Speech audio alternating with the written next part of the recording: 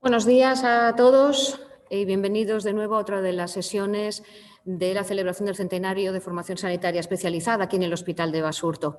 Soy Arantxa Fernández, la jefe de estudios, y para mí hoy es un auténtico placer presentar al doctor Juan Gondra Rezola.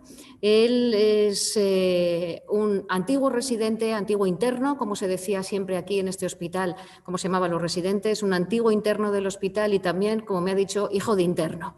Es así como quiere que le presentemos, pero además de una larguísima trayectoria dentro de la medicina, es probablemente la persona más experta en la historia de la medicina de este hospital y también yo pienso que de la historia de la medicina aquí en el País Vasco. Él nos va a hablar hoy de los principios de la formación de residentes, ya partiendo de ese 1918 y de ahí en adelante hasta más o menos los años 70. Y ya sin más, le doy la bienvenida y muchísimas gracias además al doctor Juan Gondra Rezola. Buenos días.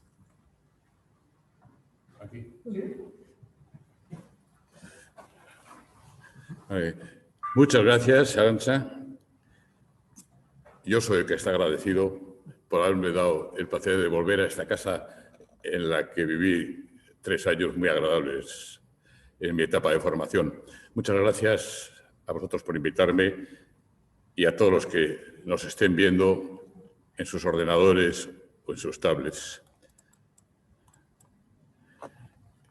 Cuando se inauguró el Hospital de Basurto, allá por el año 1908, los discursos del ministro Manuel Allende Salazar, del alcalde de Bilbao, señor Ibarretxe, y del presidente de la Junta de Caridad, Gregorio de la Revilla, incluían ya la necesidad de que Basurto se convirtiera en un hospital docente que levantara el nivel de la medicina en Bilbao y en Vizcaya.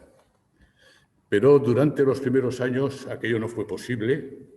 Mientras duró la dirección de Carrasco, que había sido el último director de Achuri, Basurto fue en realidad un Achuri más grande. Tenía 3 salas de medicina y 3 de cirugía, muy independientes entre sí. Cada una tenía un médico jefe y un médico ayudante. A duras penas, Teodoro Aparicio Arjona había conseguido que se hiciera una sala de niños y aunque había un aparato de rayos y un pequeño laboratorio, una sala de tuberculosos y una sala de enfermedades venéreas, estas labores las llevaban los propios médicos de sala que compaginaban ambas labores. Fue cuando llegó a la dirección Enrique de Areilza cuando todo cambió. Enrique de Areilza traía ya una experiencia importante como director de los hospitales mineros.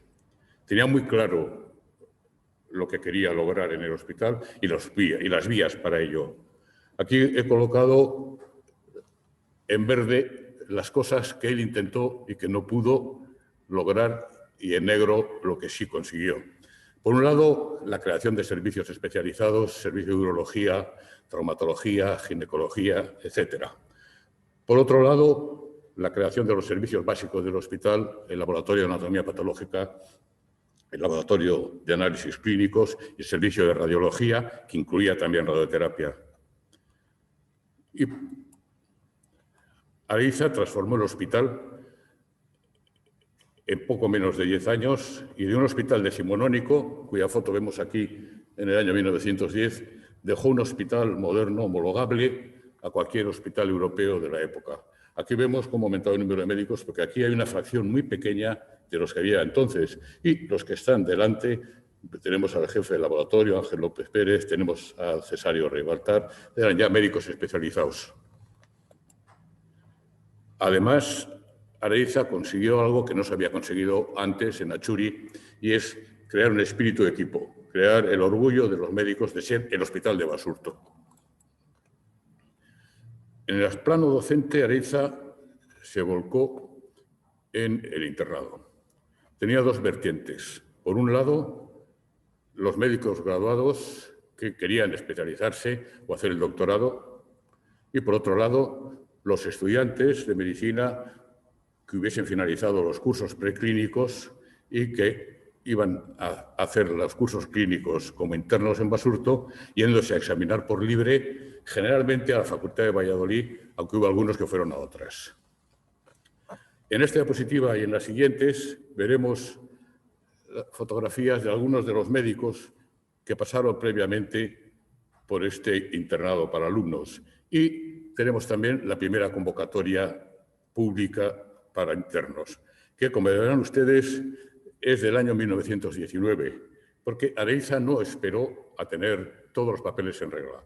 Y al año 18 había traído algún interno, y el año 19 hizo la primera convocatoria pública cuando el reglamento que regula el internado no fue aprobado hasta el año 1921, que es la efemérides que estamos celebrando ahora. Seguimos viendo algunos de los médicos que pasaron por aquí. Tenemos a la izquierda páginas de este reglamento que iremos resumiendo. Los médicos internos permanecían 2 años, prorrogables por 1 más.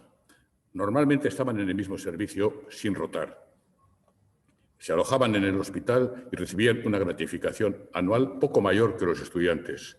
Los estudiantes rotaban cada 6 meses de un servicio médico a un servicio quirúrgico, aunque ya en el último año a los que tenían una inclinación marcada por una especialidad les dejaban seguir en esa especialidad. Los estudiantes, tanto estudiantes como médicos, realizaban guardias. En el plano académico docente, el responsable de la formación de los internos era un médico del hospital al que la Junta de Caridad o la dirección del hospital nombraban médico inspector. Hacía las labores de lo que ahora llamaríamos jefe de estudios. La enseñanza la tenían organizada no como las largas asignaturas de las facultades de medicina, sino fragmentadas en cursillos de 1 o 2 meses. Tenían además 2 sesiones a la semana, una sesión clínica en la que presentaban enfermos los propios internos y una sesión científica a la que invitaban a médicos del hospital o de fuera del hospital que les resumieran los avances científicos de aquel momento. Para sostener estas actividades, el internado tenía una biblioteca y estaba suscrito a las mejores revistas de aquella época.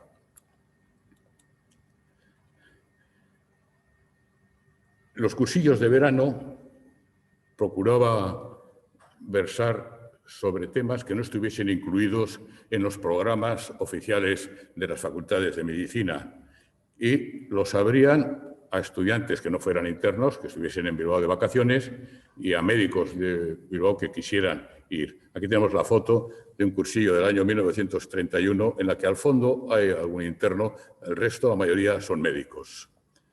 Y aquí tenemos uno de los pocos programas que se conservan de aquellas lecciones. Ahí tengo 4 o 5 más, nada más.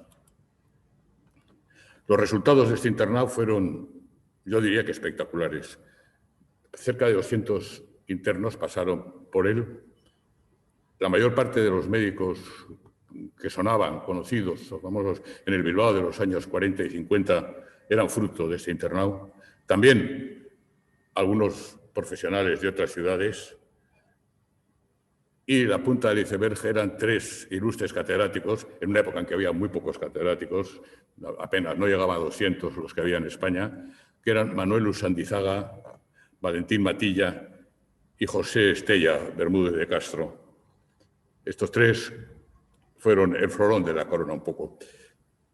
Traigo aquí 2 testimonios de lo que era el internado, vistos por gente que estaba después. Por un lado, tenemos a la izquierda un resumen de los méritos que había presentado Ángel Beascoa para que se le adjudicase la plaza de médico titular de Gautegui de Arteaga.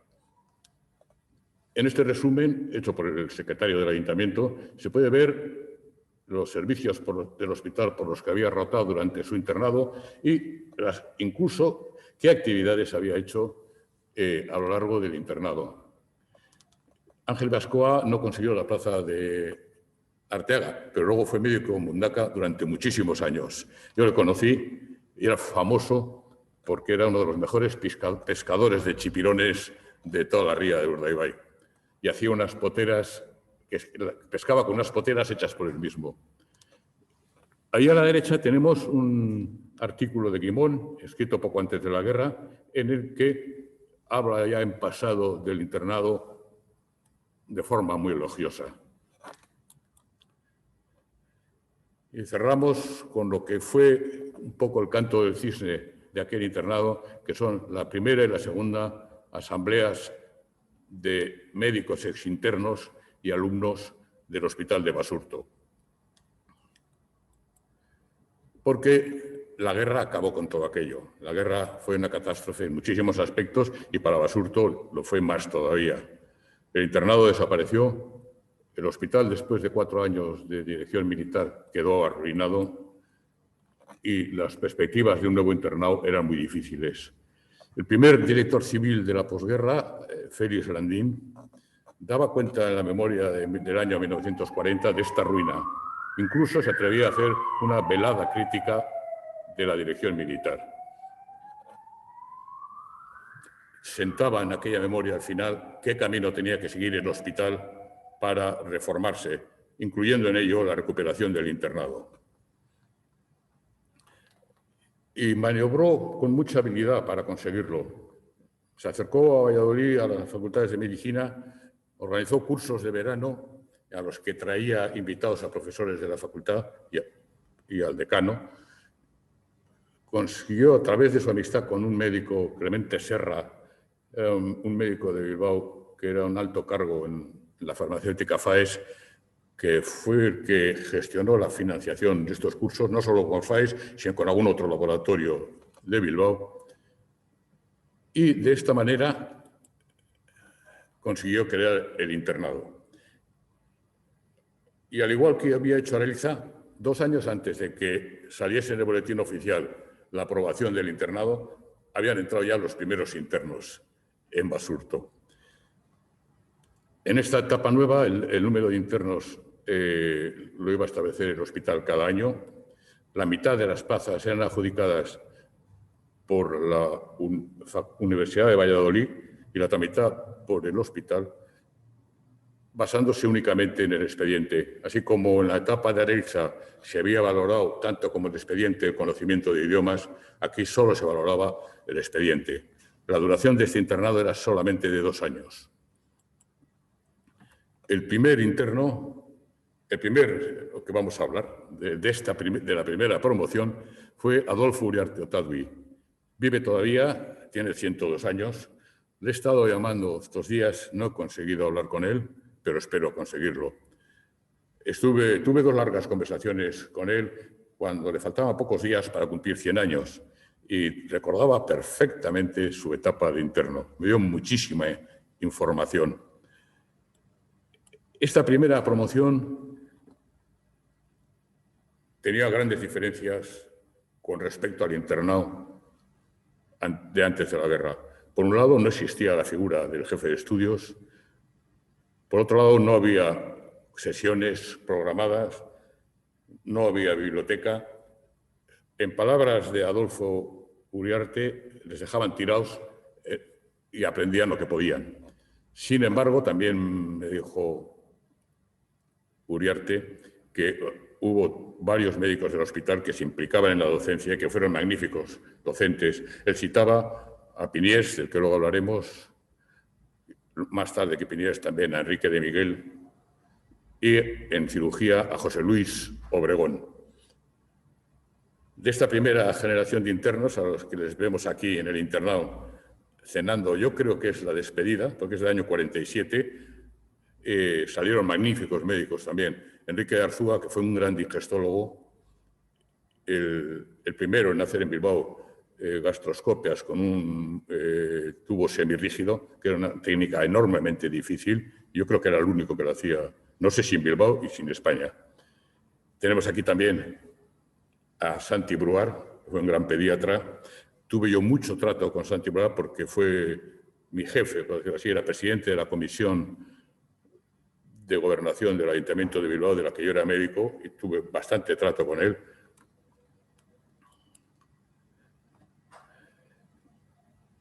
Y pasamos a la etapa siguiente de internado, que es la de cuando llega Luis Manuel Ipiniés, conocido por Piniés, a la dirección del hospital en el año 53. Piniés había sido un gran docente, había creado una escuela de internistas en su sala del hospital y planteó una reforma del hospital que incluía la creación de nuevos servicios. Él no consiguió llevarla a cabo por completo, se sentía muy frustrado por ello y presentó la dimisión. Y el que había sido su subdirector, Salvador Landa, aquí le vemos casi también a punto de cumplir 100 años, Salvador Landa, un hombre muy insistente, tenaz, y consiguió sacar adelante muchas de las cosas que Piniés no había podido sacar. Surgieron nuevos servicios en Basurto. Y con respecto al internado, consiguió, por un lado, que se le diese el manto de la palabra Colegio Mayor. Se creó el Colegio Mayor Gregorio de la Revilla de forma oficial, de la cual los médicos internos eran alumnos, becarios, tenían una beca que iba creciendo. En mi caso concreto, en el año 69 eran 3.000 pesetas al mes el primer año, 4.500 el segundo y 6.000 el tercero. En ese internado había ya un jefe del hospital que era director del Colegio Mayor. Se hacían sesiones clínicas, pero no tenían una periodicidad definida y con el tiempo se fueron relajando y distanciando cada vez más. Porque el hospital estaba en una decadencia tremenda, estaba en la ruina, llegó un momento en que estuvo cerca de desaparecer. Y en el año 68 estalló el internado en una célebre huelga de internos, en una época en la que era muy difícil hacer huelgas, y que fue una huelga muy sonada. Revelaba esa situación de sentirse abandonados, sin una actividad docente definida, con un trabajo asistencial, una carga de trabajo asistencial muy grande, porque el número de enfermos que ingresaban era cada vez mayor, porque la plantilla de médicos en el hospital no llegaba a 50 médicos de plantilla, y varios de esos médicos ni aparecían por el hospital. La verdad es que cobraban unos salarios ridículos, pero tampoco dimitían. Entonces, la situación del internado llegó a ser muy, muy triste. Luego ya vinieron los cambios en los años 70, el traspaso a Saquirecha y ya la adopción del sistema MIR. Yo creo que el internado terminó en el año 75-76. Vamos a terminar, para que no sea un recuerdo amargo y triste el que quede, con mis recuerdos personales del internado, unidos a los recuerdos de Antonio Villanueva, con el que trabajé mucho la historia del hospital.